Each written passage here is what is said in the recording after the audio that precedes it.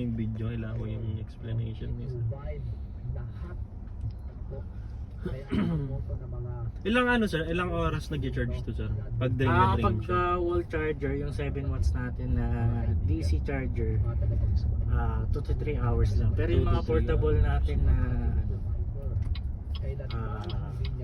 plug-in na yung sasaksakan 220 watts.